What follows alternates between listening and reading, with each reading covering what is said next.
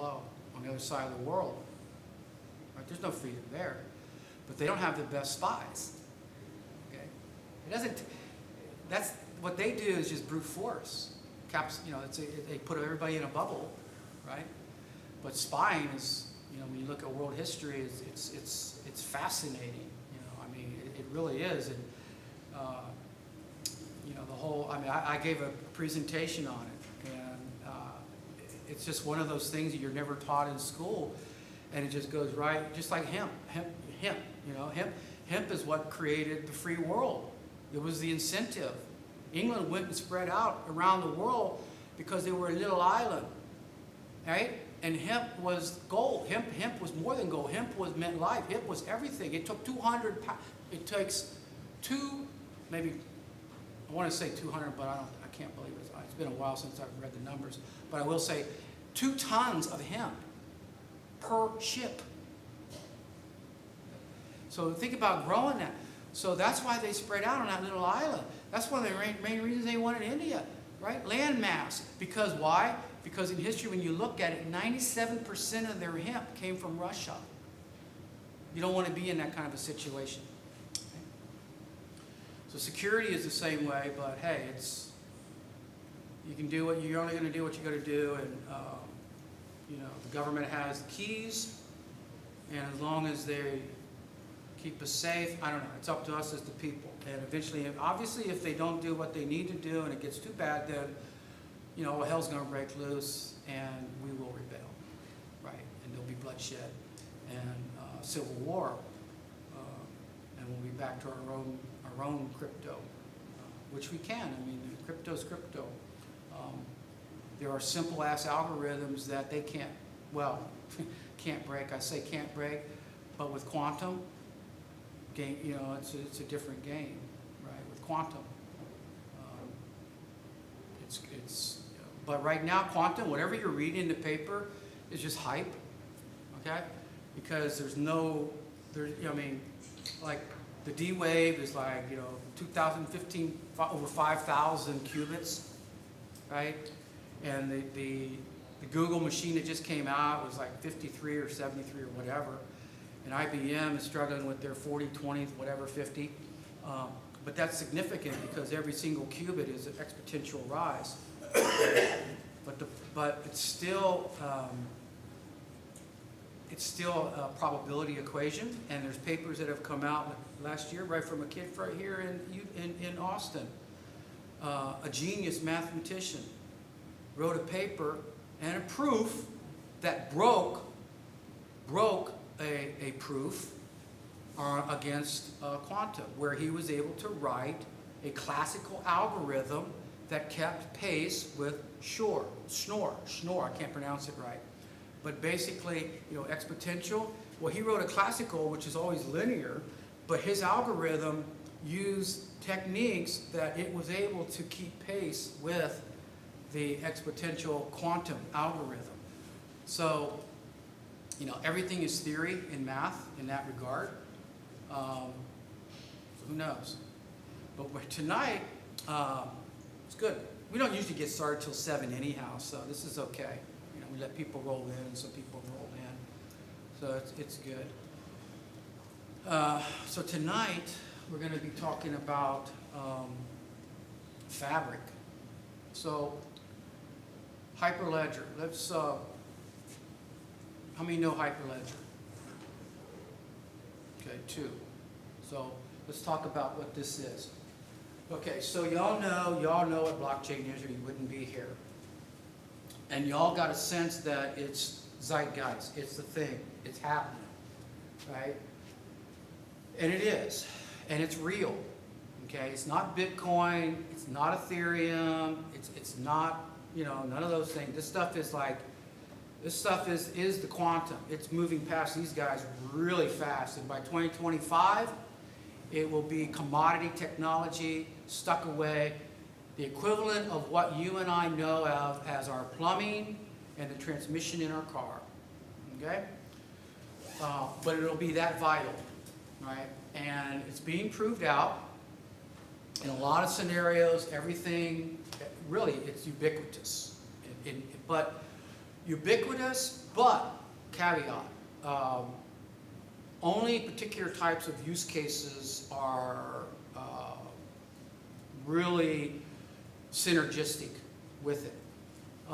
But that said, people are now discovering too, what I've been saying forever, that even in its most granular, most isolated moment and implementation, it's still extremely valuable, because what turned my gut and raised my hair when I reverse engineered Bitcoin and I saw the blockchain in it was that immutable ledger, right? And it was abstract, and it was fireworks, and it was something that I couldn't really quantify, but for me it was one of those Java moments. You know, being a C++ programmer, when Java first came out and I downloaded it and coded it, it was one of those moments, right? It was just like the world's going to change. And when I ripped apart Bitcoin and I saw the blockchain, it was one of those moments I said the world's going to change. But it wasn't about the crypto, okay? The crypto is a use case of Bitcoin, or I'm sorry, of blockchain, okay? I had already invented a crypto, similar to like Venmo, as far as implementation-wise, but not like Bitcoin, which is unique because of its consensus model. That's what makes Bitcoin. Bitcoin is that simple ass algorithm that just crunches a number called SHA, right? But it's distributed and it's a lottery, right? And that's what makes it what it is. And in its most simple form, it's just an exchange. But the ledger moves along with each exchange. There's no database. The database is part of the exchange. It's just a long immutable trail. But what makes that trail valid, as opposed to you accessing your bank and relying upon your bank to tell you what your account is, okay, is that consensus model where you have, 5,000 people running these nodes around the world, crunching a number, all fighting and competing to get a prize, a monetary prize. That's the incentive, right? But it's a broken model, okay? It's a broken model. And I saw that from day one, because the founders, the creators, forgot all about human psychology and human greed, right? And how people collude, right? And they do, because the miners or, whatever. But we all know that already, because you can see it all play out. But people are like loyalists, and they'll die on it. They'll die on that vine. That's just who they are. But for the rest of us, blockchain's moving, right?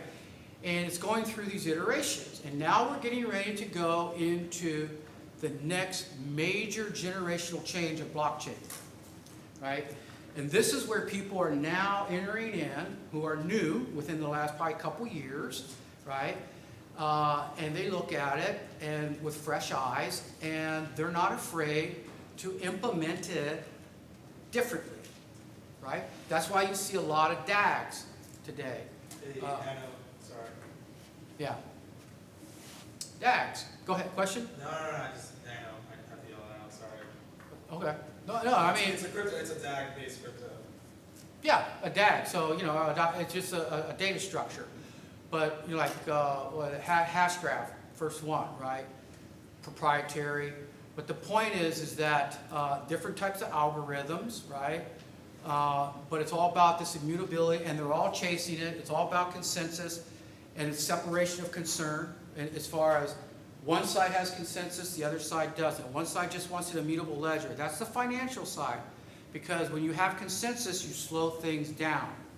Without consensus, you can speed it up, because all you rely upon is the cryptography. If you sign it, you're good to go, okay? And in the world of business, you don't deal with strangers, okay? You deal with partners, okay? And when you deal with partners, there's a level of trust, okay? The other side of the house wants a utopian where you don't have to deal, where your partners, you don't have to trust partners. You can just blindly deal with anyone, okay? There's nothing wrong with that, okay? But in the world of business, that's just not human nature, okay? That's not the way it operates. The whole supply chain breaks down. You can't operate like that, okay? So, and even if you could, humans don't want to, okay? They want to have a warm, comfortable feeling with a partner, right? But at the same time, the partners don't trust each other 100%. They want, you know, it's like, what was it Teddy said? Trust but verify. So blockchain is the white knight coming in for that particular scenario, right? Because the blockchain, if you set it up right, you run your transactions through it, you have a third-party fiduciary out there that has a separate ledger on it, and if you ever want to go and do an audit and check your partners, it's like they better match up, right? Does blockchain, one of the things I find, the biggest fallacy I find with people that come into blockchain initially is about fraud. Blockchain does not prevent fraud at all, right? You can still do fraud, right? And if you own all the parties in the blockchain, then you can run fraud all day long, okay? And you can put up a big old banner and say, hey, we're all on blockchain, come on, right? And I have, you know, there's, I won't say who, but at a country level. But that said, the thing about blockchain is, in a more practical sense, is it's a disincentive to fraud, because unlike today, a database, you can just go change the database, right? When the regulators are coming, load up version 2. They do the audit, they're left, they're gone, put back the original, our version. Nobody knows anything. I'm going to leave in 6 months, I'm going to start pilfering the company, covering my trails, right? With the database, you can do that all day long, okay? With the blockchain, you can't do that, right? If you set it up right.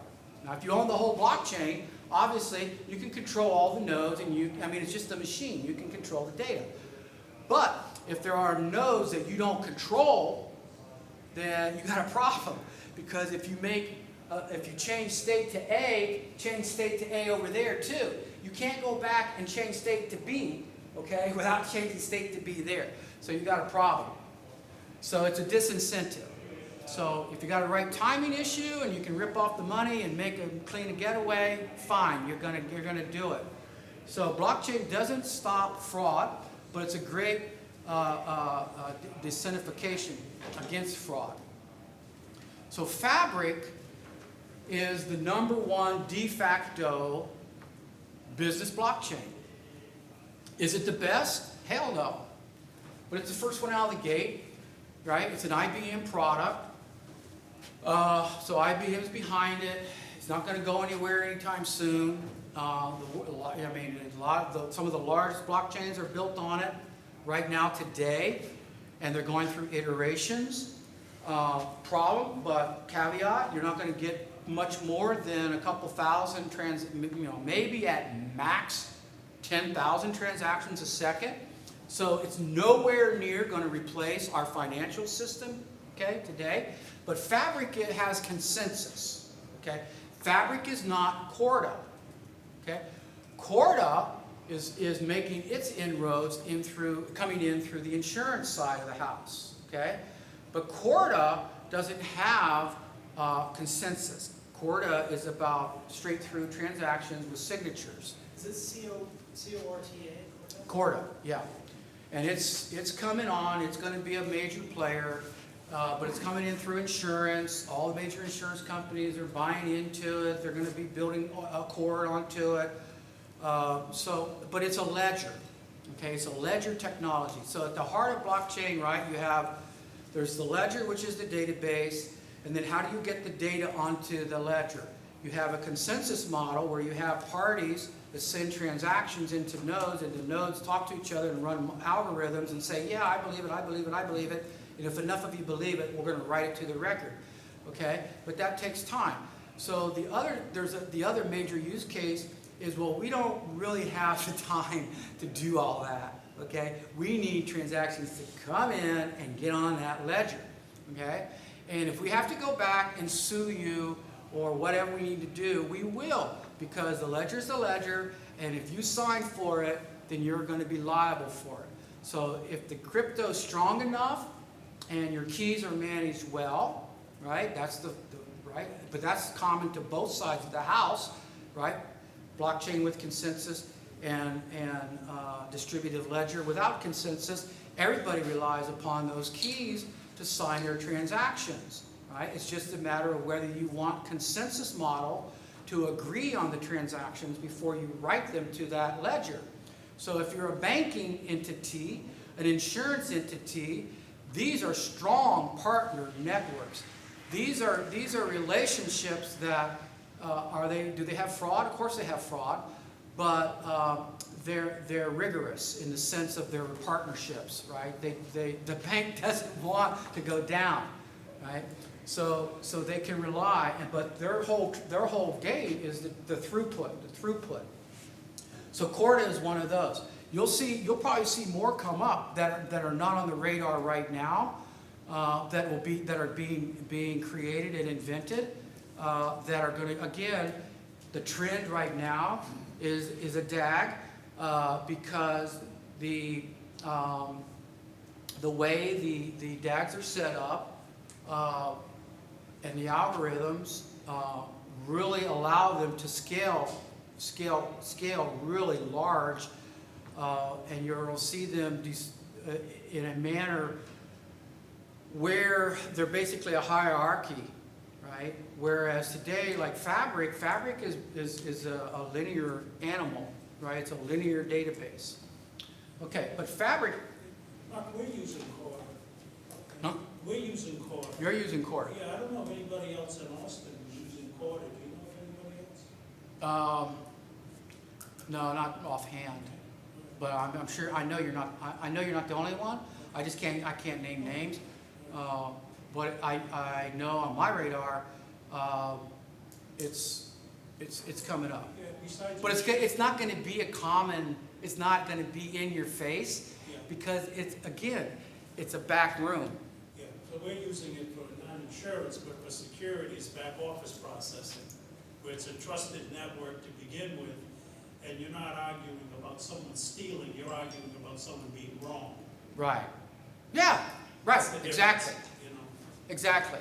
So now you have, and that ledger gives you the ability to go in and make your case and mitigate, and you have third-party fiduciaries that have these ledgers as well that can come in and testify for you about what they have, right? Right. So there you go. There's a classic example. And in that area, that's where it's going to explode, is in its securitization. Okay? So you're an early entrant, and we're just now moving into securitization, asset securitization. Everything from the traditional mortgage-backed securities to well, the whole. And you're seeing that what we're doing is the tokenization of the security settlement process along with research. Well, yeah, because you have an originator, you have an issuer, you have a credit facility that augments it, right? Then you have a supply chain servicers, and then you have investors, right? Right? So all of those parties, right, are working together, right? And that food chain that starts with the asset pool, right, moves through there, right? So it's all about a ledger, It's all about the ledger. pluses and minuses, and then the ratios, right? So when you look at the ratios, right, because that's what the regulators care about, that's what investors care about. When you look at the ratios of the model, right, that's all you care about. And as long as those are backed by this immutable ledger, right, that's what you care about. But it can be high throughput, right?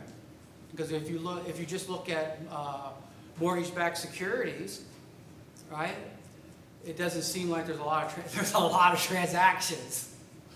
Okay, I mean, if you got 5 million transactions, you know, in one simple pool, that you got them and get them going, and then your signatures are moving into the cloud in firmware, right? You're probably using firmware. You might not even know it, right? Okay, so Amazon has been around for a long time. They've been using FPGAs for signatures, right? So just like when we first went into e-commerce and you were using SSL, and you do software SSL, the handshake, you know, get that secure channel, right? when the big boys came in, right, not the little mom and pop, but when the big boys came in and said, look, you don't realize we're doing 100,000 transactions a second. We can't afford to have 10,000 machines running software, running the crypto algorithms. There's got to be a better solution.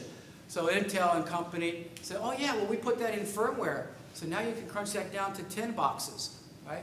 So the algorithm, because it's just a simple algorithm that runs in firmware, it's running 100,000 times faster. So the same thing is going to, and it's already happening. It's going to happen with blockchain, right? So blockchain will move, portions of it will move ideally into firmware, right? Because but it's still too early. It's still too early for that because the algorithms haven't settled down yet. Okay. But back to Fabric. So Fabric right now is the main game that people are looking at from a consensus model tradition, primarily supply chain. It pretty much owns supply chain, right? Because when you look at supply chain, the way it works, there's this is not e-commerce now. This is supply chain. So this is like invoices coming in, right? It's still a challenge, right? But it works. And so what we're going to look at today is, and we're still on good time. What we're looking at today is a very simple start to finish on Fabric. So you'll see, it should take away all the mystery of what it is. And get it up and going with a smart contract. And the good thing about it is the smart contract can be written in JavaScript and the client in JavaScript. And that's the #1 language. Obviously you can do it in Go. They're working on Java too. But there's something beautiful about just being able to write it up in JavaScript because there's a lot of JavaScript programmers. And JavaScript is sort of taking over a lot of the world right now. So that's really cool. What the advantages of using Go, or are there any? Yeah, Go, big time. I mean, but the problem with Go is resource, as far as human resource, finding people who know Go, and then the well, I mean that's really the biggest thing, right? I mean, but it's also how would you say? It's more sophisticated technically, right? And that's not to put JavaScript down because JavaScript is probably the most complex beast there is out there, right? But Go is also centralized through Google, right? There's not a whole one world body doing Go, but that doesn't mean that it's not a strategic use case to use Go. So if you have access to human resources who know Go, right? It's not that it's rocket science. It's just that it's hard to find people. Right? Yeah, it's hard to find people. Hard to find people that know Go and stay with it. And it's also it also can be fragile from a development standpoint, and fragile in the sense of meticulous. It's very unforgiving, right? So but I think the major thing that I find is the human resource element, and then when you do find those human resource elements, they come with an ego, and you got to deal with that. And but from a pure technical perspective, it's much better. But it goes back to do you really need, if you're hauling tomatoes, do you need a Ferrari or a truck? Ferrari looks nice going by the road with a basket on the back, and a beautiful blonde driving it. But the truck at the end of the day is going to get the job done. So, but if you're building, something that is super critical, then and you can intermix these, right? So and I'm going to tell you right now, JavaScript is significantly slower than Go. We're not going to demo it tonight, but if I ran the same smart, simple as smart contract in Go, all right, and then ran it in JavaScript, humans, us, we see the difference. That tells you how slow it is. Okay, but the ability to iterate, it's the reverse.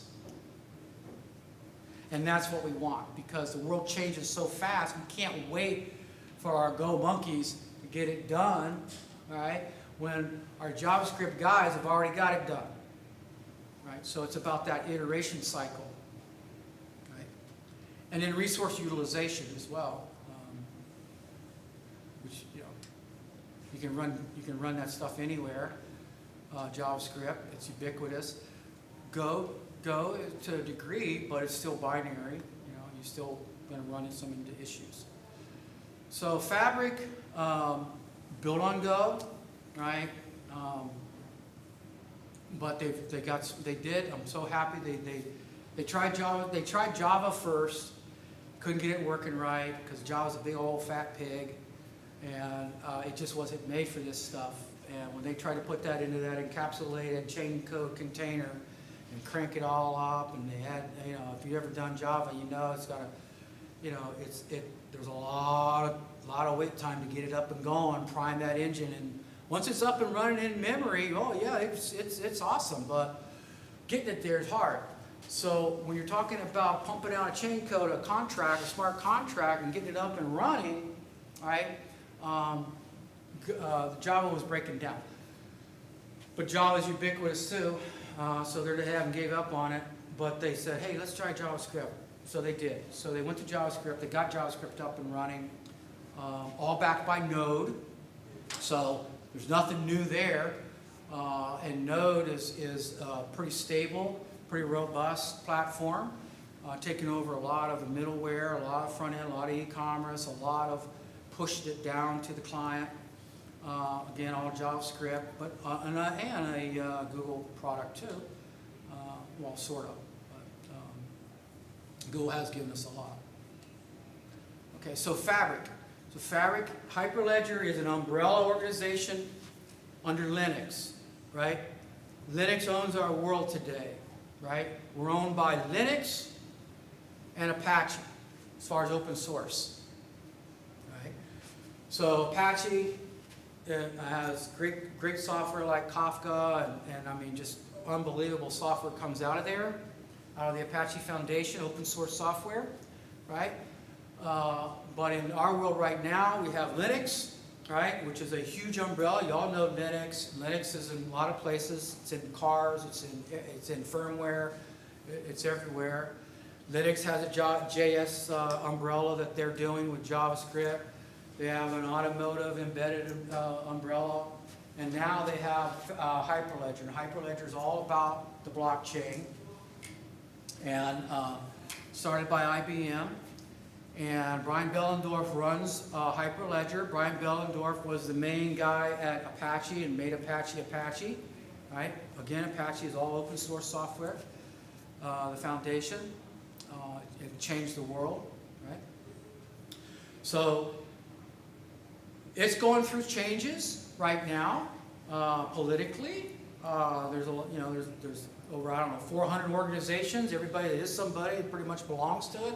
And everybody that was competing against this whole movement finally gave up, say, all right, you guys win, including Microsoft joined, and the arch rival Consensus, right, which was all Ethereum. Oh yeah, we're going to change the world with permissionless blockchain, right? Well, they realized that ain't going to fly. There's no business model there. And when Joe Lubin, the man behind it, realized a couple years ago, hey, look, the money's running out and it ain't coming back in.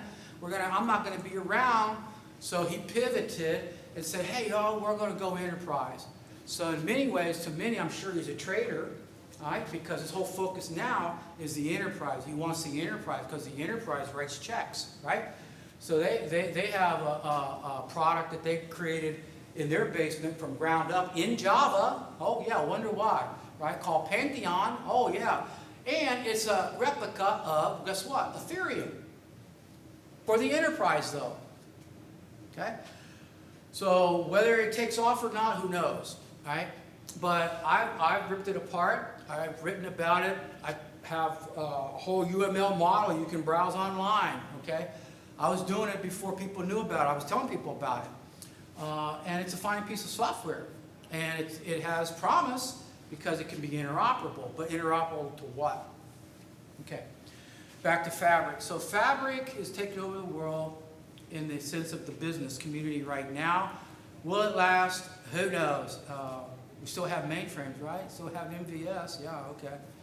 So it's probably going to be around for a long time. And it's going to keep iterating, right? So it's going to keep changing because IBM, this is their, right now in the blockchain world, this is their bread and butter, right? So they're not about to give up on it, and they're going to keep iterating with it. Obviously, it takes a lot of horsepower, a lot of involvement to make this thing rock and roll. A lot, and they like that, right? Because they're a service organization. But they're going to keep it going. So, in that sense, as long as you plan for change, you can go production with it today and do something with it strategically. So, they have a set of Dockers. Okay, so Docker is a container technology that encapsulates everything, takes out the complexity for you. So everybody know Docker? Ever heard Docker? Okay, so Docker.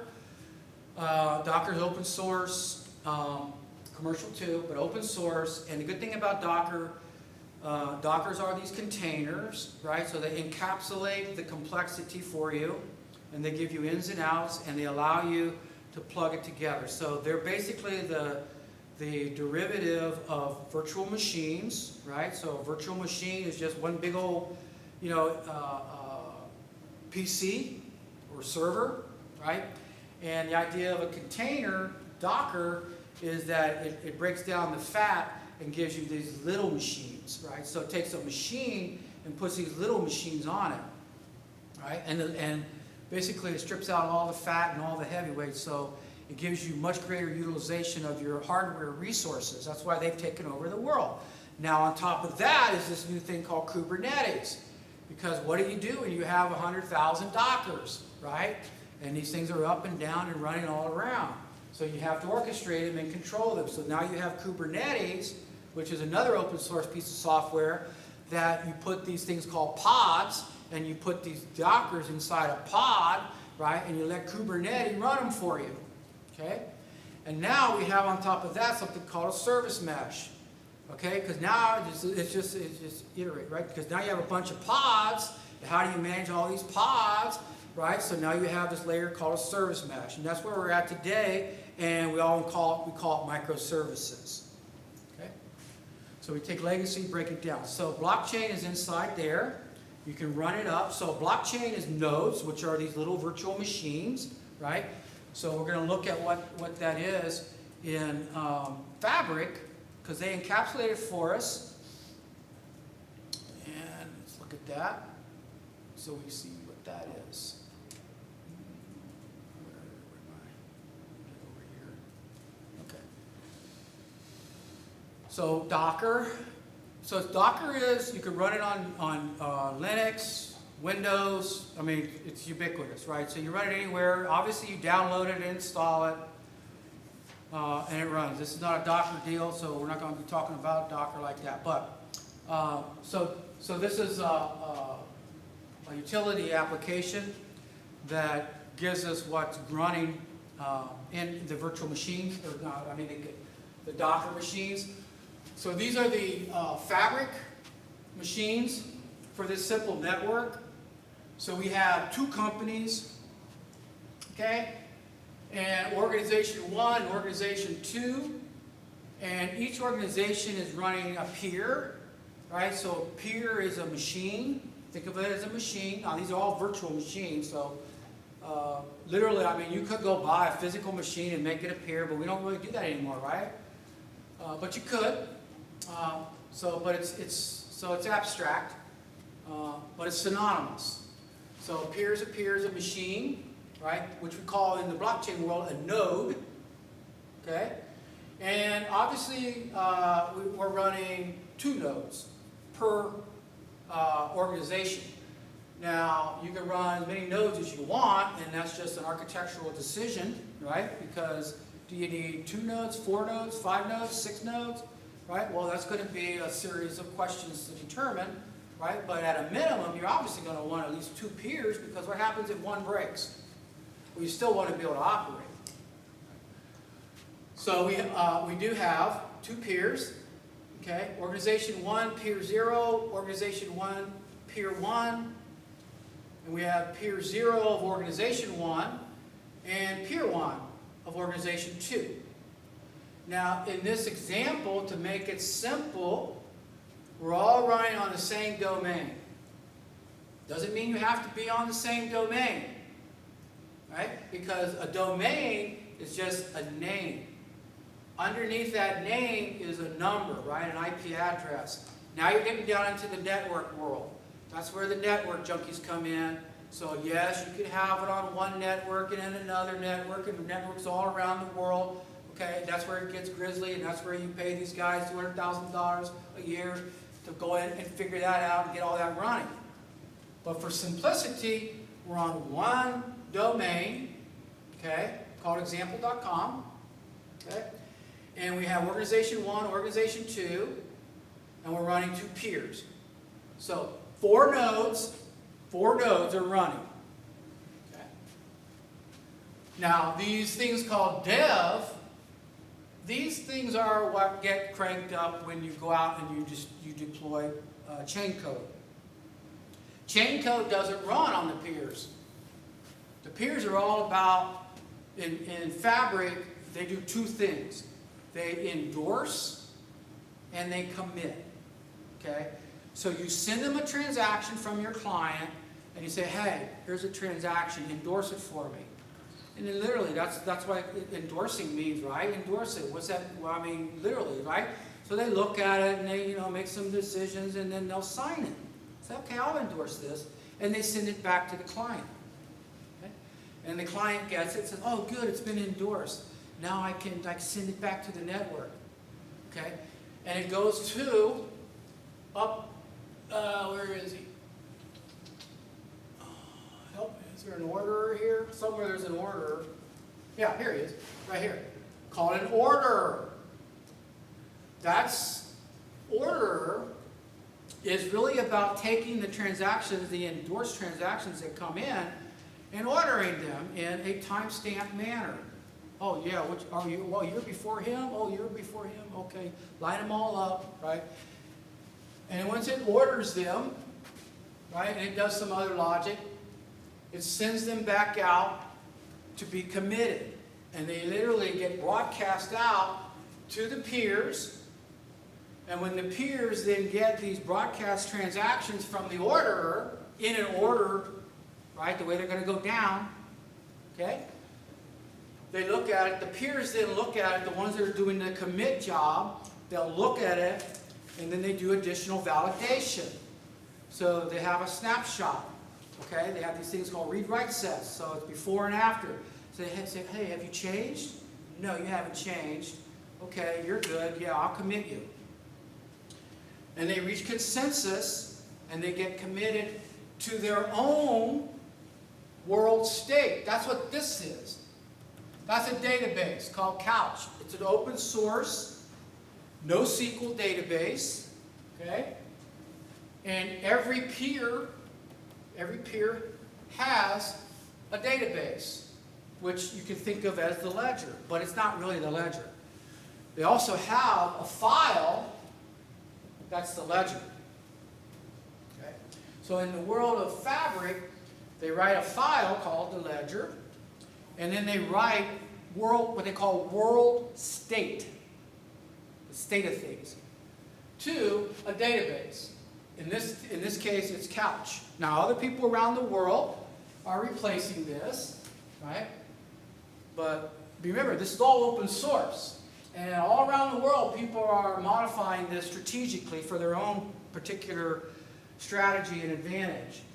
So there's no reason why you couldn't plug in Oracle or MySQL or whatever, right? Obviously, though, you're going to have to go write code to do that, right? But it's all open source. Everything is contract driven as far as how things talk to each other. And as long as you implement the contract, right, then it's good to go. And everything travels across the wire in this Google protocol that Google invented, right, called protocol buffers, so that everybody gets the same byte stream, right? But when you get the byte stream, you can do whatever you want to do with it, change it any way you want, but when you get ready to send it and put it back on the wire and give it to me, it better be in protocol buffer. Otherwise, I'm not going to understand it. And obviously, the signatures, the crypto, is all world standard, right? So at that intermediary layer, when they talk, that's the commonality. Okay?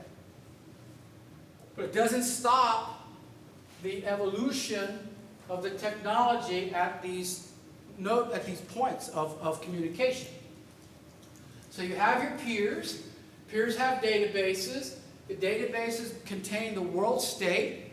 So if I sit you and I say, oh yeah, okay, it's 1. Now if you go as a client and you say, what's the world state? 1.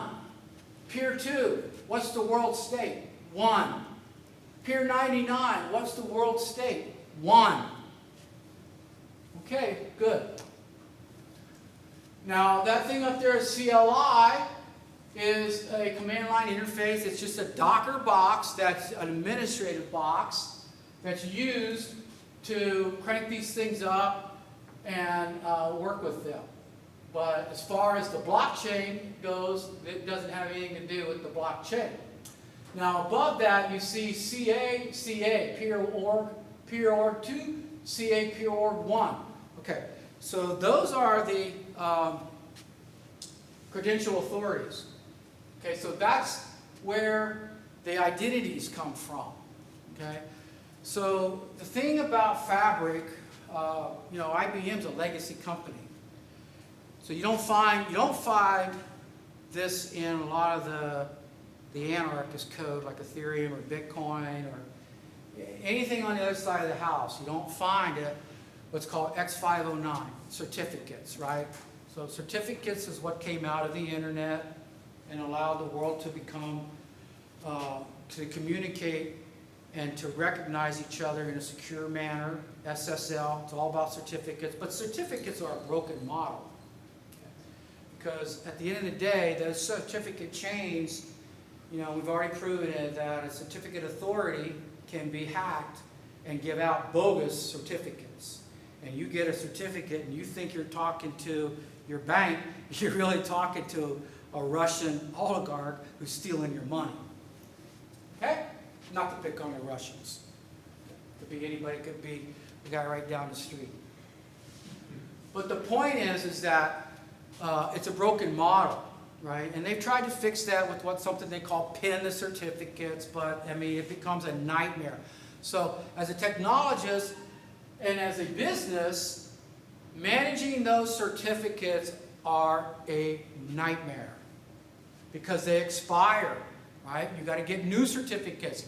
Every single machine has a certificate. Sometimes in the banking world, clients have to have certificates. So you have mutual communications. Not only do I authenticate the server and say, are you really who you say you are?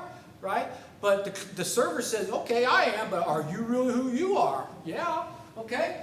So this whole certificate management is a nightmare, X509. But when IBM created this fabric, they weren't going to try to tackle that equation. So they just brought that along. Okay? So that does eventually have to get, probably, that's an area of opportunity. Okay? But it's a lazy man thing because people won't change it, and, you know, what for. But regardless, those CAs, what they do, they're just basically houses, repositories of that signature and those certificates. And when you look at Fabric, that's a heavy burden in these systems because a lot of people have there's a lot of thrashing. Like, oh yeah, I can bring it up. You got to get the certificate here, you get that certificate there, and this one's chain. Certificates are on the chain, right? Because when the Genesis very first block is created, it's like there has to be some certificates in there so that the orders can pull it out and know who could talk initially. So getting those certificates and all that down is a real fragile area. And as a businessman, it's costly. Okay? But it's the heart and soul.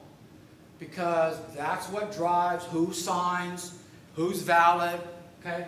Every one of these peers, okay, has signatures, including the order. They all have identities. They all have signatures. More than one signature, in fact. Signatures to talk to each other. Signatures to write transactions. Excuse me, what's the difference between a node and a peer? Nothing. Nothing. The term node is synonymous with. And what's the difference between dev peer and the dev peer? The dev peer is the chain code. Gotcha. So when I deploy a smart contract, okay, to a peer, it will literally go out and create this thing called a dev peer. And that is basically a container to execute my chain code. A runtime environment. So are those independent, like smart contracts or execution environments? That's what they do. That's all they are. So in our case, this could be a Go machine. It's just a Linux machine that gets cranked up and has all of the OS software needed to execute Go, as well as obviously the libraries specific to the contract code as defined at the API level, right, for Fabric. But at the end of the day, what that is it's a virtual machine that's built to execute software, whether it's Go software, Java software, or JavaScript. So if we were to open up this box through Docker and log into it, right, we would find Node. Because Node is what it runs. So it's basically a contained environment that cranks up Node and then gives Node your JavaScript to execute. Okay. So this is the architecture. Okay. Those are all Docker machines. Okay. Look at.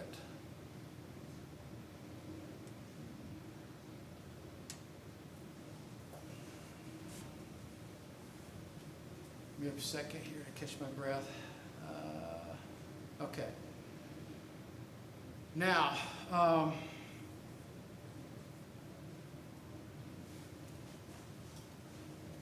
GitHub, on their repository, they have a repo called Fabric Samples Release 4.1, which is the latest.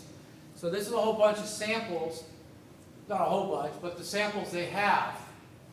So the one we're going to look at is FabCar.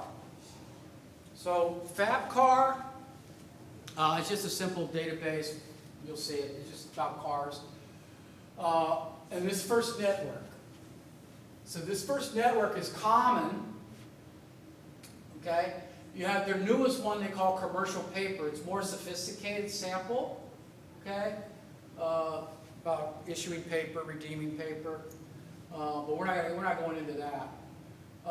Then you have chain code. Okay? And that's what we're going to look at. Chain code, FabCar, and first network. So when you download this from GitHub and you crank it up, you'll have this script that you're going to want to execute called Start Fabric.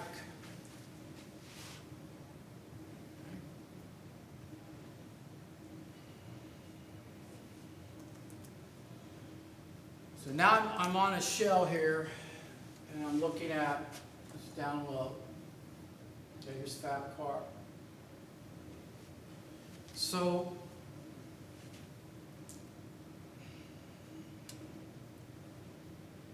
Anytime you got a question, just ask. If I'm missing something for you. What I want to look at is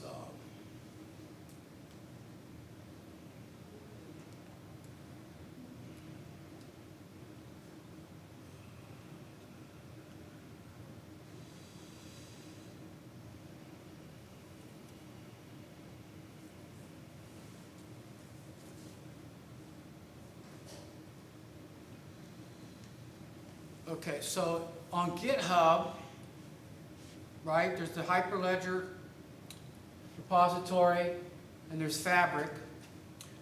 But the one you're interested in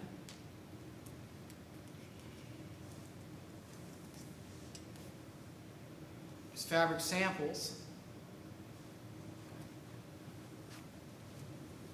And that's what is there. So you would, there's a process of bringing it down. Let me bring that up in my notes. Thinking about the best computer. Bring that up.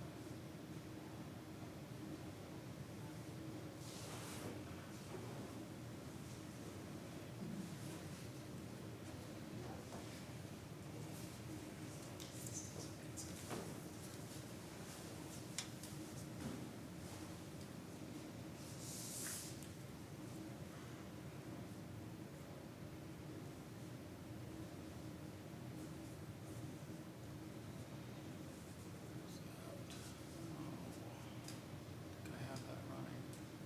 Okay, so let me bring that over to docs.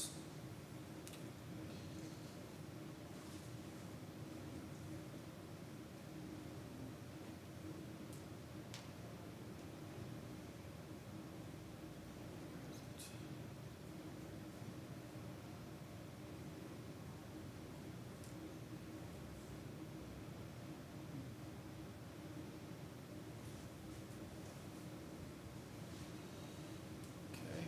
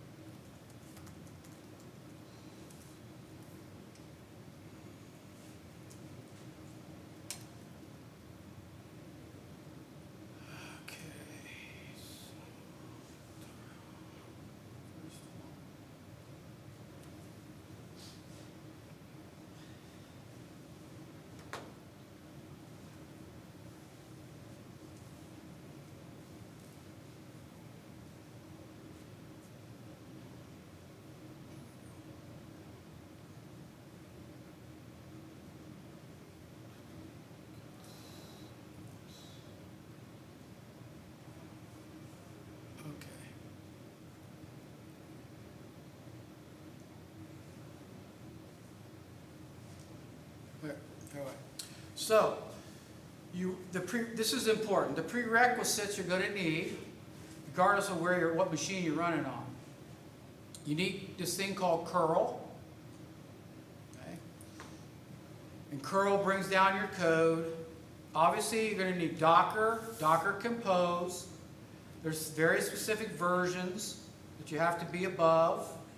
Okay. You need Go. Okay.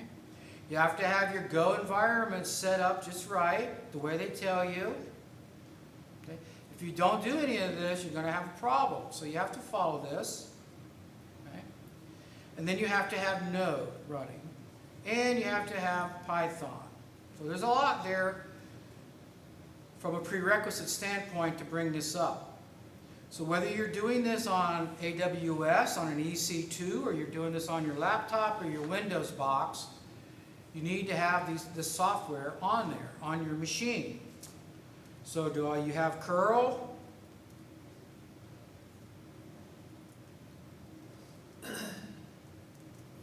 Yes. Do you have Docker? Yes.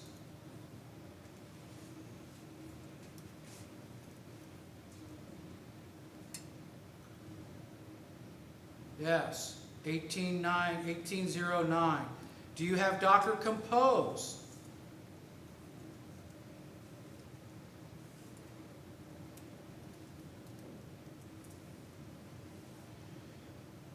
Depending upon where you install Docker, if you're installing it on Ubuntu, you don't get Docker Compose by default. If you're installing it on Mac, you get it by default, probably on Windows too. And they use Docker Compose for all these YAML files that actually start things up.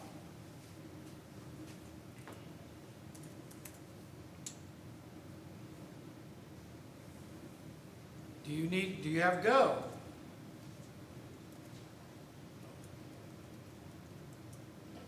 Yes, I have Go. And most, if you install the most current versions of this software, then you're not going to have any problems. But if you have old software laid around, then you could have problems, and you will need to make sure you abide by their notes, like, hey, you do need 1.11x. Obviously, you can have it beyond, okay? Just like in Docker and Docker Compose, oh, you need at least 17.6.2 or greater. Okay, I have 18.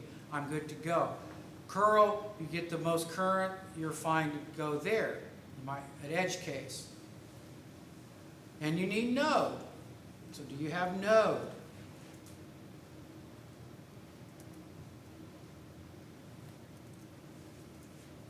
Yes, I have Node. And Node will bring down NPM,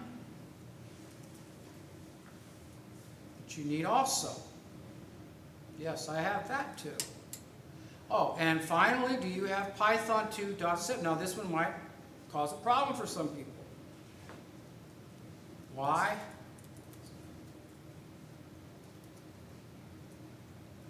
Oops, I always do that.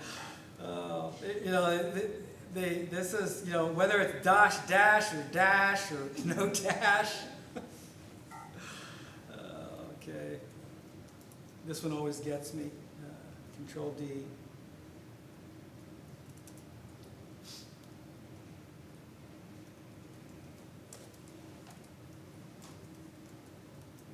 Okay, Python 2.7, not 3, which is the most current. So you might have to, rig your machine to get the older version there. Unfortunately, they're not running 3 yet. Once you have that, okay, I won't go through the windows, some of the window extras. Once you have that, then you're good to go as far as your environment. But you've got to have that for this environment to work. Okay. Next, it's about installing the binaries and the Docker images. Okay? So, this is where in this particular document, they're using curl. That's why I said, oh, you got to have curl to do this. Okay? And they've got a little script here for you. Okay? That will bring down all of those containers that we looked at. Okay? And if I were to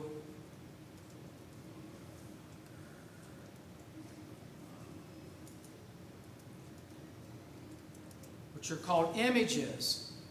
So it'll download all these images off of Docker Hub, which is a public repository where they put all this. Now, that said, you can build all these yourself. You can go to that repo called Fabric, and you can build all this. And obviously people do. Okay? But most people getting started, all right, you don't need to. It's already done for you. Okay? And it's out on Docker Hub.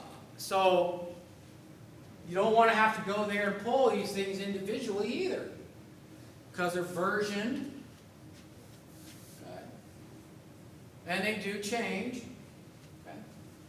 So that little script is what you run, and it will pull all these down for you to your machine. And once you get all those down, you're good to go. So you have fabric tools. There's the CA. We saw that. Chain code environment. That's the dev machines that we saw get cranked up. Order, peer, Java environment. Again, that's your chain code. Okay. You have this thing called Zookeeper, Kafka. So this is for a particular order. Okay. Fabric has three types of orders. There's Solo, which is what we're running. There's Kafka, which is an Apache software, open source software, state-of-the-art streamer. A lot of people use it, but it requires Zookeeper to orchestrate it and manage it. Okay, Fabric in their recent iteration rather, they implemented Kafka to get the speed up on the transactions, because this can scale out horizontally and it can retrieve streams, and it has wonderful operational characteristics for time stamping and ordering things, because it's basically an incoming streaming queue and a database. But they don't use it for a database. They use it to send transactions to and use the scaling capability of it to do the ordering, right? And then push it back. And then Kafka is a streaming environment to where it streams in, can process data, and then stream back out.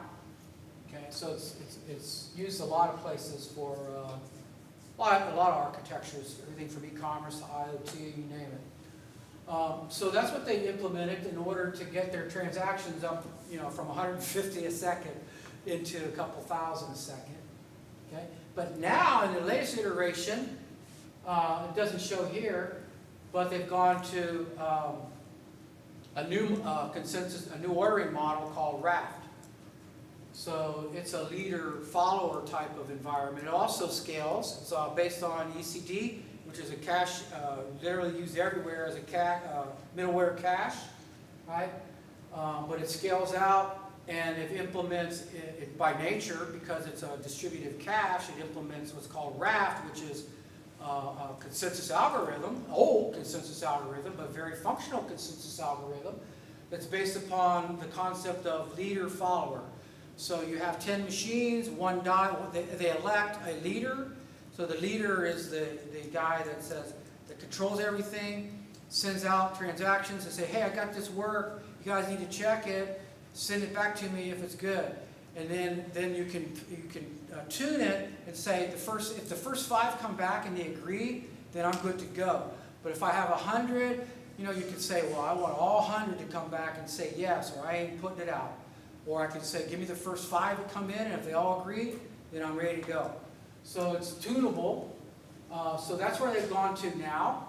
And it's a valid consensus model that a lot of new blockchain architectures use, right? It's been academically mature and proven at a proof level, okay, as a consensus model, right? But it's based upon leader-follower. So it does have that latency, right, that people are trying to get around. Because again, it's a bottleneck, right? It's like boom, boom, boom. Right? With purely distributive, like Bitcoin, it's like, no, it's like the first one, boom, you're good to go. Okay, so that's what that is. And then here's our database. This is world state, right? So we write it to a file, which has a binary layer, right? Which is that immutable ledger. And then we take that latest transaction and we stick it in a database. So that when a client comes in and says, hey, what's the latest news? I look at the database and say, here's world state, this is what it says, right? Oh, well, I want to see it from the ledger. Oh, okay, well, you want to see it from the ledger? Then, go ahead and look at the ledger too. That's a lot more rigorous, right? And then base image is just what it says. So that's just a baseline machine architecture, code, OS layer stuff that this stuff gets built on top of. But those are the machines, so you can architect these any way you want from an architectural point of view. You can put them all on one machine, hello, a laptop, or you can put them all on separate boxes out in cloud land. Okay, those are the machines. So when you run that script, that's what's going to come down. And what's also going to come down are the binaries. The binaries. So, under bin, it creates the directory there called bin. And pulls this code. So, that's critical. There's your peer. Okay. Order. And then these are utilities that help you create your blockchain, to bootstrap it up. CryptoGen creates cryptography, creates a Genesis block. TransactionGen creates these crypto artifacts you need for peers to join, become identified. Okay. CA client. So these are utilities that are used by a script in order to bootstrap your blockchain. So when it bootstraps, it creates the Genesis block, the very first block. And in that block, it's a very special block because in that block is a lot of metadata. And these tools help create that metadata. So they're critical. But for the most part, it's really about peer. So you can literally, this peer, you can literally run that. I mean, it's just an executable. There's nothing special about it, as well as order. So I guess what I'm saying is, you can run Fabric on a Raspberry Pi architecture. So what does that mean? You can run Fabric in IoT world. So I'm sure IBM is looking very hard at one day being able to put Fabric, right, on a chip, right? Portions of it, obviously, portions, right, in their IoT world, right? Because it's just I mean, look, it's only, I mean, it's pretty fat, 29 megabytes, but that's just because it's not that mature yet. And it's probably got a lot of debug code in there and all that too. But I mean, it's not that big, 29 megabytes, come on. Raspberry Pi, a couple gigs or whatever. All right, so that's the heart and soul, what you see. Are those images and those bins. You need that. Now, once you have that, okay, now, I guess one thing you have to have already downloaded from GitHub, your Fabric samples, right? So, I'm not going to do it, but so basically I created this directory, and I went into this directory, and then I went to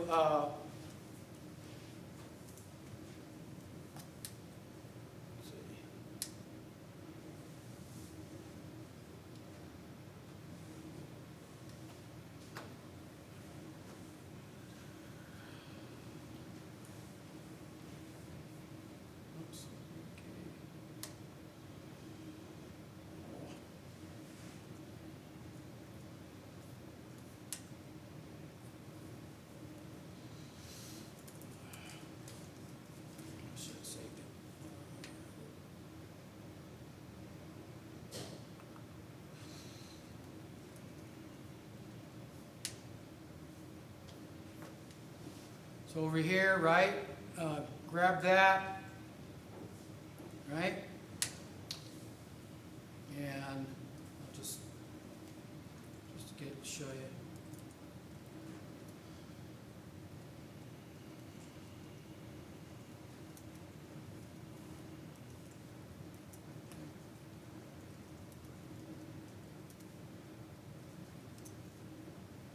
So then it clones, that's, yeah, I mean, wow, that was pretty quick. So basically that's what you would do first, is clone that repo, right? Then you get that directory.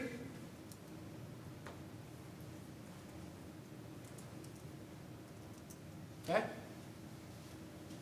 And there you go. Then you run that code, the script. Start here, right? I'm not going to do it. You run that command, and it shows you, oh yeah, if you want a very specific version, you can do that. But if you just run that, right, then it's going to start downloading all the images and those binaries. And that takes, depending upon your internet speed, anywhere from 20 minutes to 45 minutes to do. Maybe faster if you're on Google Fiber. Much more you will be. Google Fiber will only take you 5 minutes. Okay? But you get that down, and then that's the process. So now we have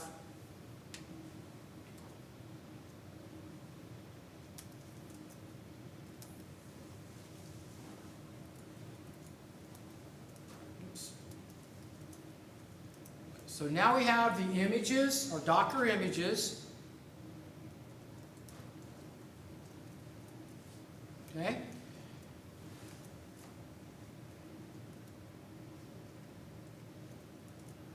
We have our binaries, and we have our samples.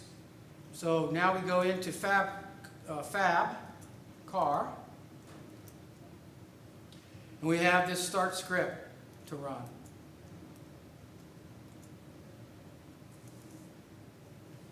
So we run that, and you see it started up the, we'll go back and look at it. We'll go through this. It's actually cranking it all up right now. Example.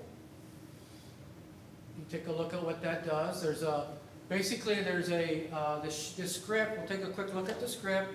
So the script is really like delegating to another script to crank up the network, because all those samples use this network. So the network, it cranks up the network, and then it executes its own specific Docker YAML files through Docker Compose specific to its sample, which is what it's executing now, telling its peers, hey, join the chain that just came up. We'll take a look at that. So this is what's happening right now, is the peers nodes have just joined the chain. It actually started the chain. We'll look at this, so you saw it run. Now it's actually waiting, validating. So it actually just now did an installation of the smart contract on 2 peers.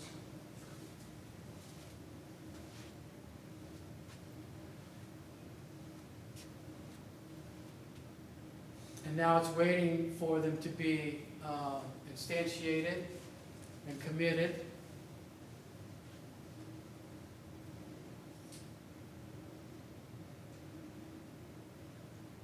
And now it's executing an initialization, and then it's done. So, looking at this, what happened?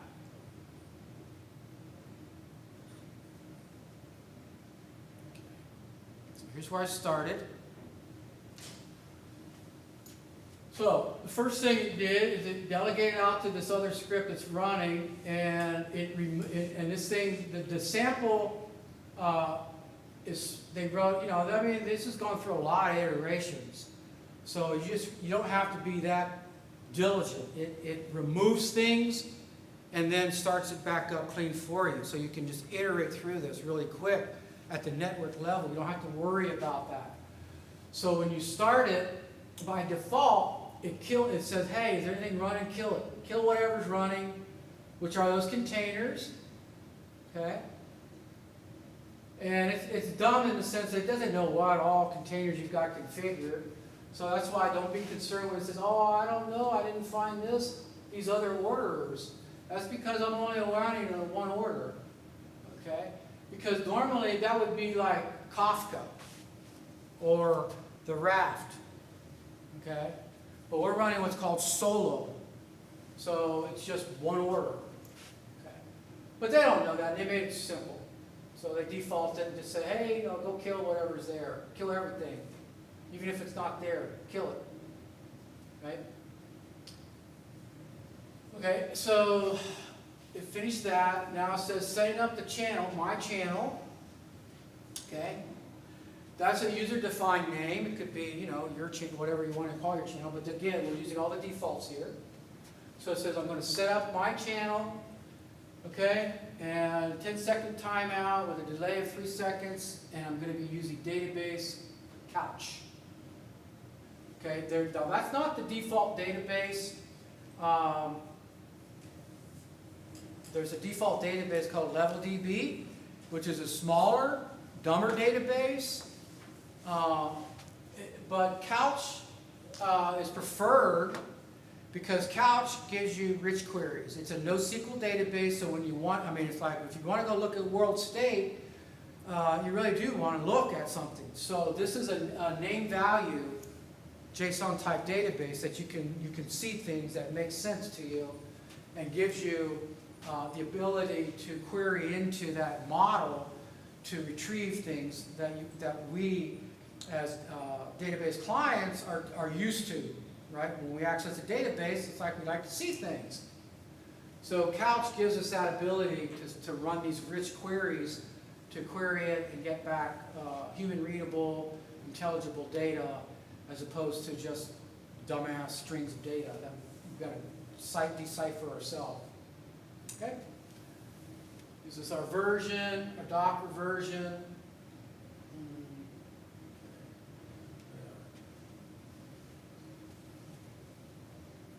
And now it's doing CryptoGen.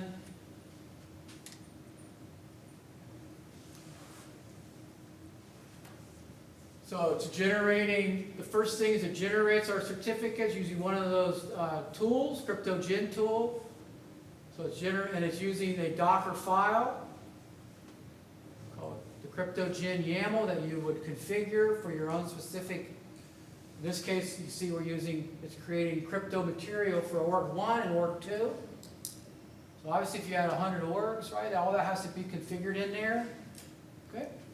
Then it's generating the chain code provider files for org 1, org 2. Okay. First network, configure out the transaction generator, which gets baked into the Genesis block. Okay, it says, hey, it tells us we're using consensus type solo, running the crypt transaction generator, giving it a bunch of profile information, a 2org order Genesis. So this is all metadata, right? It's in this script being created. Order type solo, loading this configuration, right? Okay, creating the finally it's got everything it needs. It's going to create the Genesis block, write the Genesis block. Okay, what's the result? 0. Okay, and this isn't verbose. If I turn on debug, it's really verbose. Okay. Now it's going to generate channel configuration transaction. This allows the peers to be identified at the order for the orderers. Okay, first network, config transaction, again, 2 pairs, first network, generating the new channel configuration. So channel, that's a good break point. The way that these Fabric operates is through channels. Peers create channels. You can have many peers on a channel, but a channel, the channel is this room. There's another channel over there, and that's another channel. And there's a lot of peers in that channel. Okay? But we can't hear them. We don't know what they're talking about.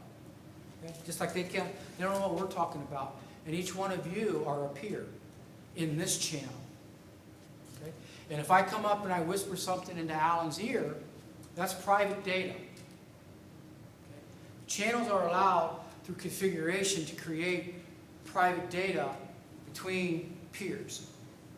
Because if we're running a supply chain or doing transactions, I might want to, Alan, here's the price. You guys don't need to know what that price is. I don't want you to know what that price is. Okay? Then I just say, it's going to be 100 shipments. Everybody needs to know that to prepare for 100 shipments. But you don't need to know how much I bought it from Alan for. But who determines which peers join the network? Administrators. Okay, so there's a group of admin peers that determine Yeah. who gets access. There's an owner, Yeah.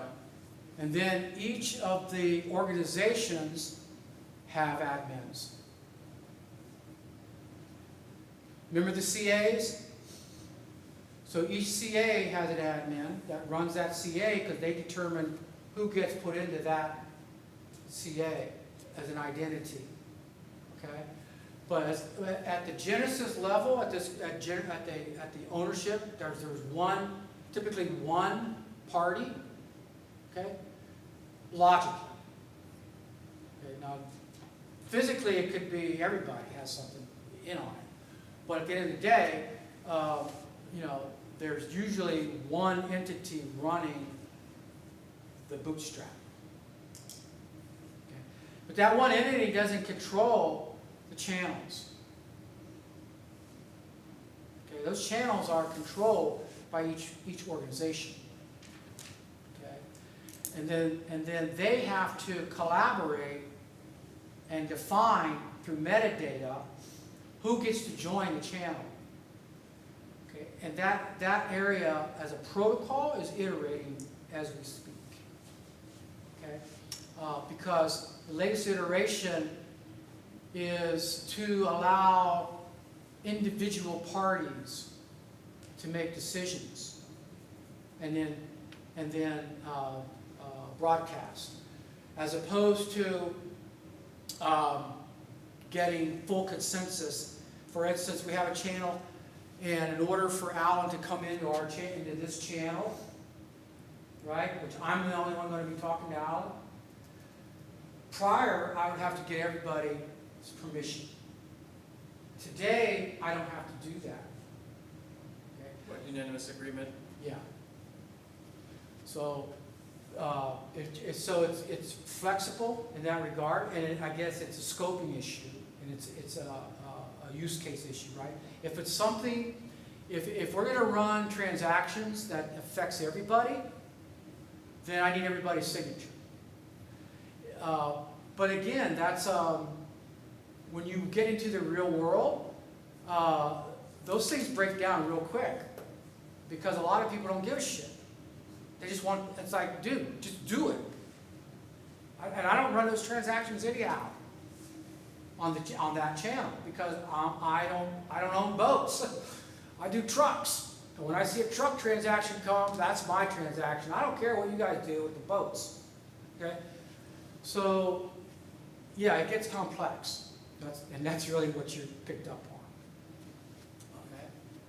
And it's all driven through the metadata and that crypto material.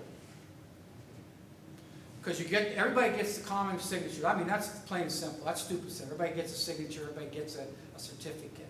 But at the protocol level, who gets to do what is driven by that metadata. And that protocol level allows private communication. It allows read-only communication, write-only communication, read-write communication, broadcast communication, right? Because these are all things that they're discovering through real-world implementations that they need. Because when they first started, they figured, you create a channel and everybody has to sign. And the peers, they agree that these are the peers that are going to be on the channel. But as of now, that's not programmable. As of now, all the peers have to. No, it's not. authorize. It is. Well, I don't want to. That's something they're iterating through about being dynamic, coming on dynamically. So I'm going to say yes, you can, but there's a strict protocol for doing it. Okay. So because obviously that's a necessity to be able to bring them on and bring them off, bring them on and bring them off, without having to reboot the system. So the latest iteration does support that. Okay, but there's a lot of human contention out in the fabric world about that, how that actually operates and how do you deal with that. And it's not like it was at the prior version. And it's like, do I have to reboot? Do I have to reboot the chain? Do I have to bring it down? Do I have to kill the channel, create a new channel? It's like, no. Okay? And when you think about the crypto material and in the protocol, yeah, it gets complicated. It's like who manages and who delegates that crypto material at the end of the day. So that's where it's being pushed out to a more distributive model where each peer, yeah, you're on the channel, but each peer has a lot more control. So if I want to talk to you, I just say, hey, you want to talk to me? You want to do this new transaction with me? Yeah, okay. Then you and I have to go through some dance to create metadata, right, to tell the orderer, to let the orderer know. And we haven't talked about it, but there's a thing called the MSP, which is a service provider that, related to those CAs. Everybody has one, okay? They have to know who gets to talk to who and how they can talk, okay? And this all goes back to what I was talking about earlier about that X509 security piece. Because of these certificates, it's not that, you can't just go you can't just go make a transaction and broadcast and say, okay, now these two parties are going to talk this particular transaction, okay, on a channel. So, and you don't, in order, and channels are atomic, so there's no like cross-channel talk. So from an architectural point of view, you need to nail down what's going to happen on that channel, because you're not going to like do half of your transaction on this channel and then the other half on that channel. Even though in the real world you have to.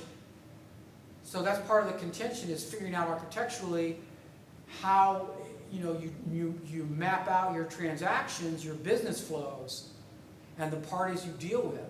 So you and I may do ABC on channel 1, and when we get to D, ABCD, right?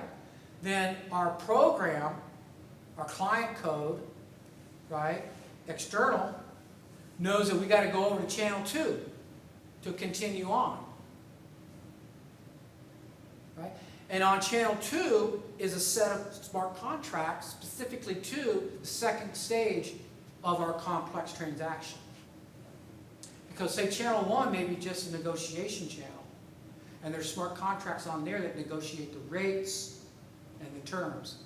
And once that's done and those transactions are committed, right, our external applications say, oh, okay, now we need to do a transaction, so we got to go, what channel is that on? Oh, that's on channel B. That's on the booking and scheduling. Yeah. Which is today would be outside of the channel.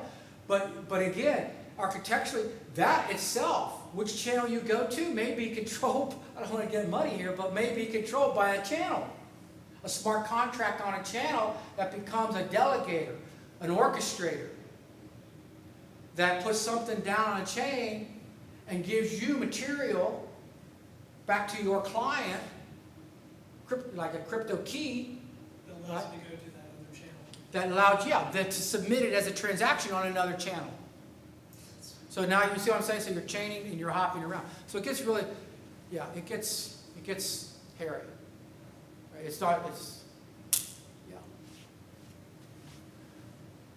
Yeah, I mean, you can see what I'm talking about, right? So that's the real world. Your blockchain has blockchain, basically. Well, it is. That's a very good point. Because every channel is a blockchain, is a separate blockchain.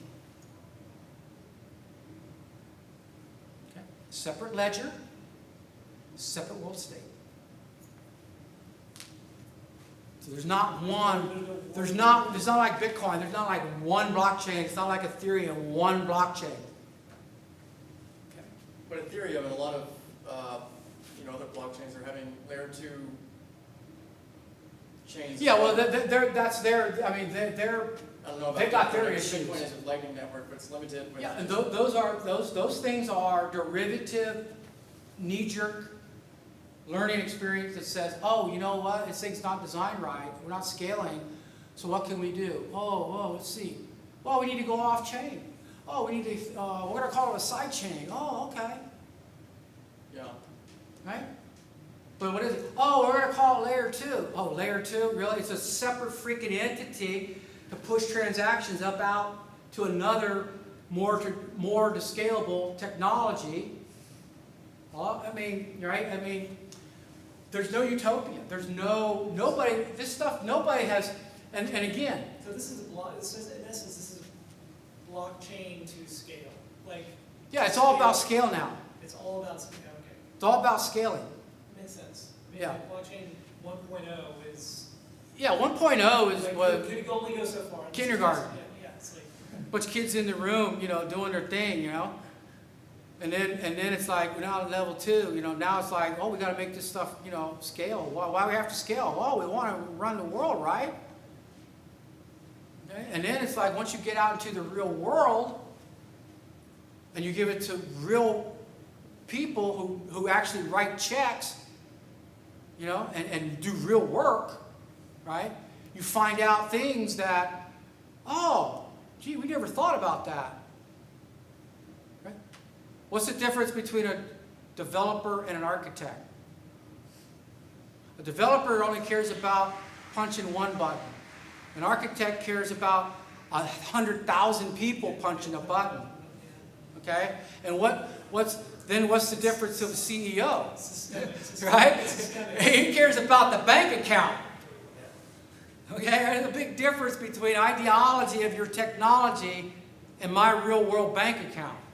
Okay? So we're now getting to that level. Right? And they all suffer from, it's an iteration. It's an iteration because the technology, you know, there's no grandiose design. There was never anybody sitting in a room thinking about the big picture. Okay. So, moving on here real quick. So this is it's cranking up, moving through. The peers are generating anchor peers. There's always an anchor peer, right? The first one to join, they call it an anchor peer. Then additional peers will come on. Okay. Right, creating, okay, now here you see it brought back up now, all that crypto material, created all the material needed, the Genesis block, it's all file stuff, right? And it's all laid down on the OS, right? So these Docker containers map to the OS, right? So all that crypto material is there. Now the Docker containers boot up and they've mapped their volumes to that file system. So if you're out in the cloud, it'll map to, you know, the Linux file system, the ECS file system, whatever file system. So the containers aren't creating that stuff. The containers now are booting up and all that stuff's already created and they're basically just sucking it into their virtual environment. Okay. And then at the end of that process, it lists the containers. And you can actually see the commands that the containers are executing. So start the peer start, peer node start. Okay. Fabric CA start, orders, pick up the order. Okay. Right, and you can literally, you know, a Docker guy can, you know Docker, you can literally shell into these boxes and at command line if you need to. And it's standard technology.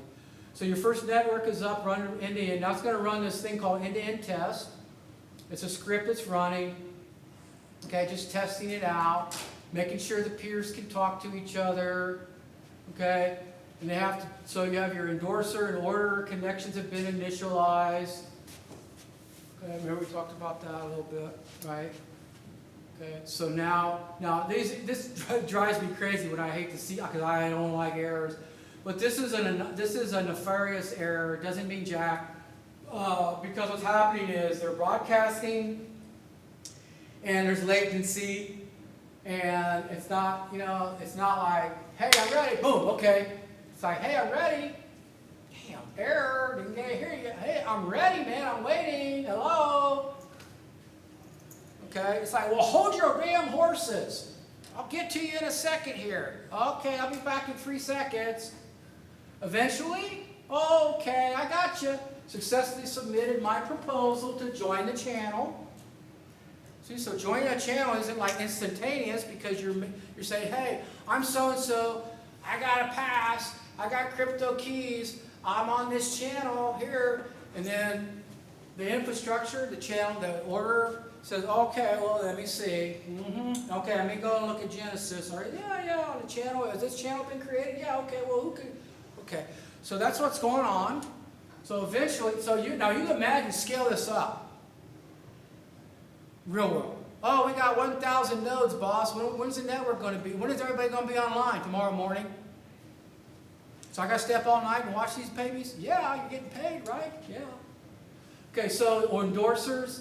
So now here's our peers, see? Peer 0 org 1 join. Peer 1 org 1 join. Peer 0 org 2 join. Peer 1 org 2 join. Now all of our 4 peers have joined the channel. Remember my channel? Updating. Update the order. Initialize the channel update. Channel's ready to go. Okay, all good on our network. Now my application script says, okay, great. Install a smart contract on peer 0 org 1 and install on peer 0 org 2 the smart contract, FABCAR. Okay. Okay, instantiate the contract on the channel. Okay. Okay. Waiting to be, instantiation request to be committed. Okay? Sleep 10 seconds. Wait. Because those endorsers are all out, the 2 endorsers, in this case there's only 2 endorsers. So the 2 endorsers are validating the request. Remember now the network is running and they got a request to put up a smart contract. So that has to go through an endorsing process like any other transaction and get committed and then get it cranked up, right? So now it's going to crank up and it says, okay, your chain code invoked successful, status 200. We're up and we're running. And it took 103 seconds. Okay. So, now, this FABCAR has a sample for Java, JavaScript, and default is Go. Now okay, let me back up. Understand now, this is the client, not blockchain. This is a client. We're going to use this client to talk to the blockchain. Okay? This script is a client script that we used, okay, that delegated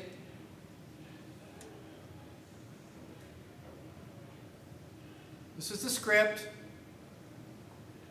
Sets up some metadata here. I'm going to tell it I want to run JavaScript for chain code.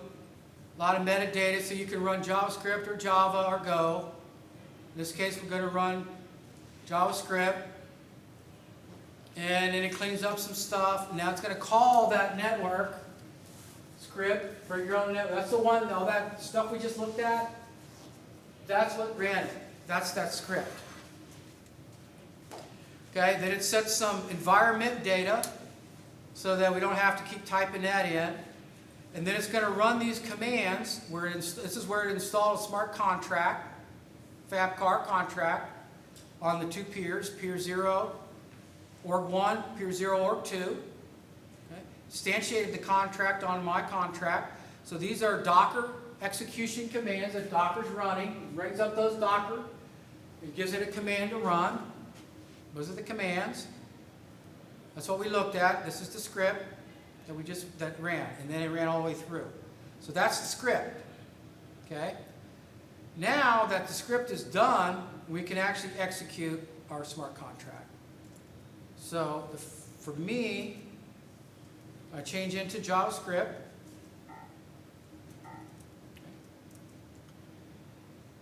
And I need to make sure I remove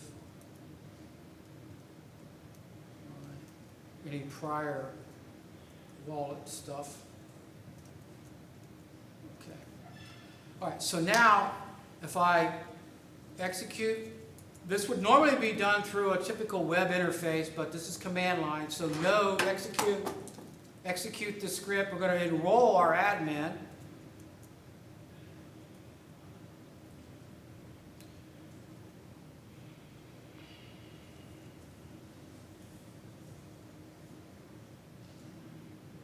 Okay, so we successfully enrolled our admin and created a local wallet for that. Now we're going to enroll, or we're going to register our user.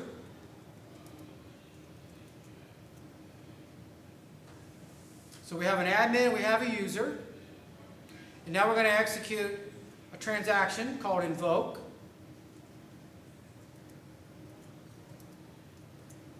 Invoke a transaction. Basically, this transaction creates a car.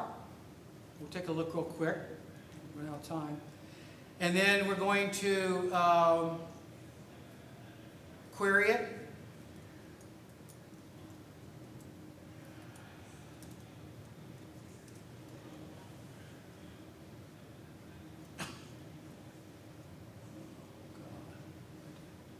Oh, did I?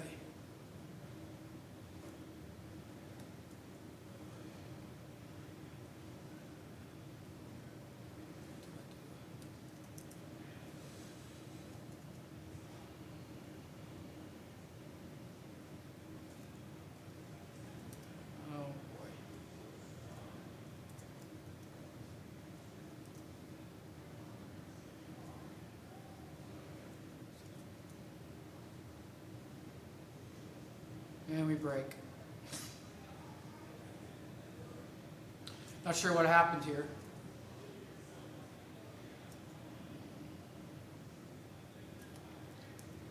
Run.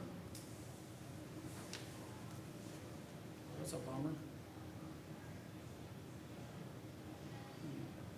You deleted your wallet with that. Right. Oh wait, I got a feeling I might have monkeyed with the script. Need that.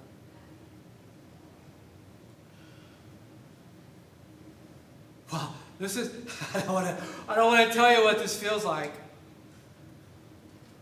I'm sure, no, I hope none of you have ever had that happen. What I'm thinking right now. Okay, so let me go in here and look at the query. I want to see if I change something on it.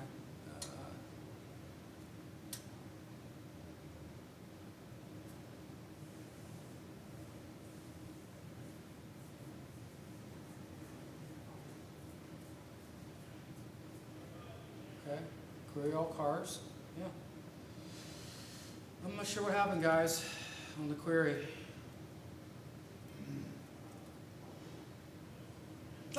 Oh my God. Crazy? Jiglet. Hallelujah. Thank you, Lord. Not sure what went on there, but wow. But this is what's supposed to happen. So we queried it, and these are the records that are there. And if I change invoke, just to make sure to show you real quick here, this is for real. I'll go over here, and I'm going to do an invoke again, and I'll make this mark. Actually, oh wait, I want to change car owner.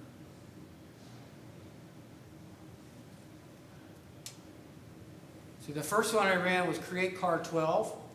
So I'm going to make a car owner, and car owner takes the car number and the owner for the arguments.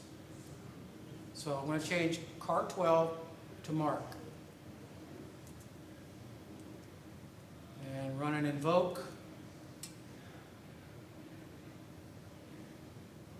And that's submitted. And do a query. Okay. There. And where's card 12? Right there in the center, R12. Third line, Key, yeah, third line down.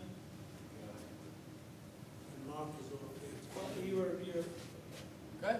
World state and on the chain. Okay. So we executed, the key thing is to understand what we just executed was JavaScript chain code, and that chain code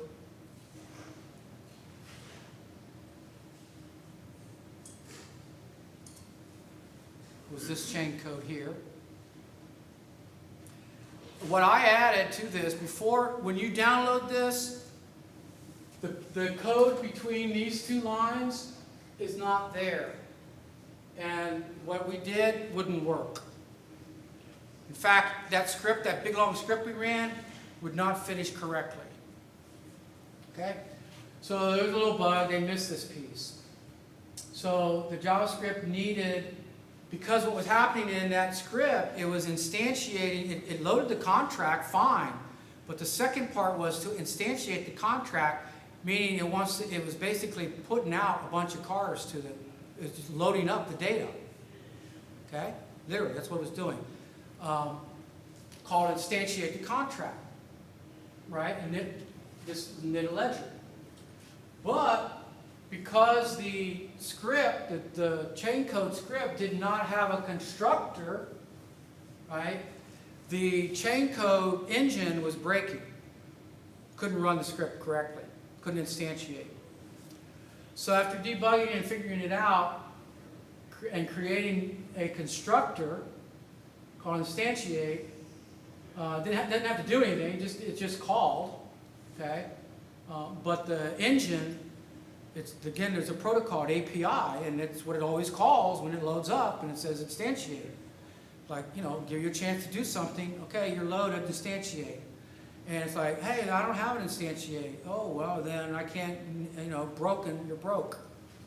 So once I put this code in, the chain code now works. There was never a problem with the client. The client worked fine. Okay. But you couldn't, and out of the box, when you download everything we looked at today, it's not set up for JavaScript. It's set up for Go.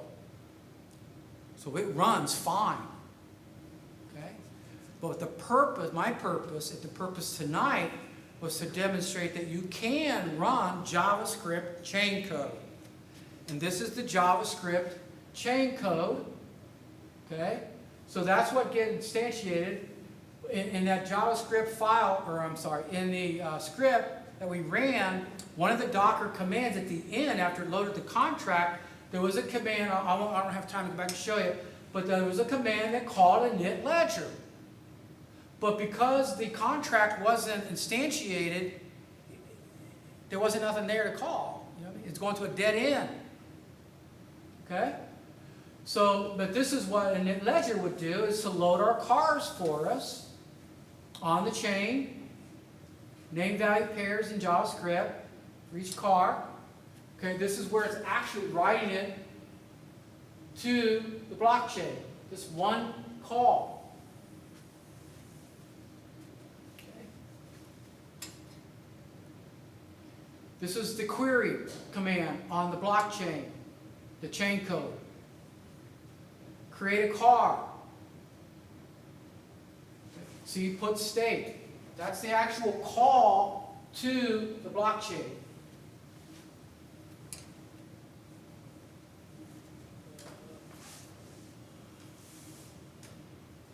Get state, car number. That's the call to get it from, in this case it actually comes from CouchDB, but that's actually written out on the ledger. There are APIs that you could go read the ledger, but that's not something you do. It's not standard here. Query all cars.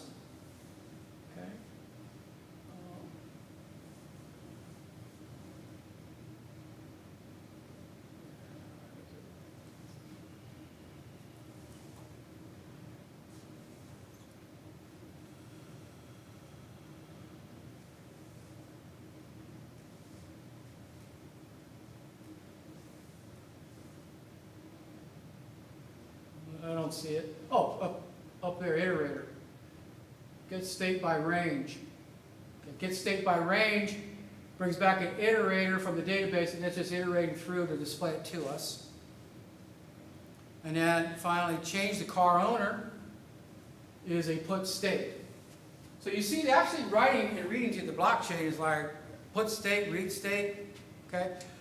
I mean, these are high level, but it's actually like invoke and I forget the other ones. But I mean, that's really it with the chain. You write data and you read data, and you read and write records, name value pairs.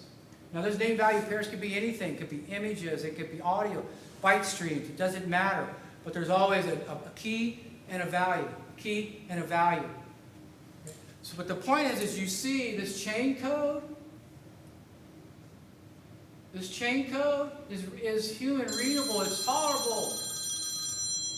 Okay? And if you compare that to the Go code for the same contract,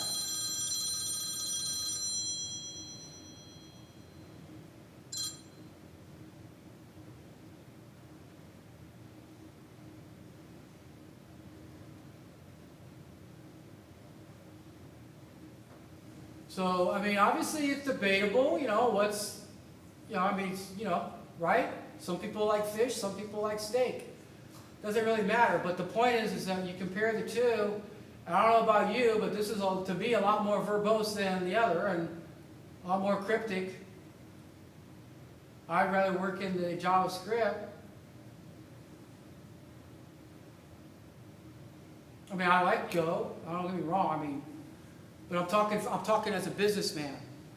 Somebody would be writing checks and wanting to iterate fast and having a large, and not worrying about finding resources that can come in and read my freaking my chain code and write my chain code and debug my chain code.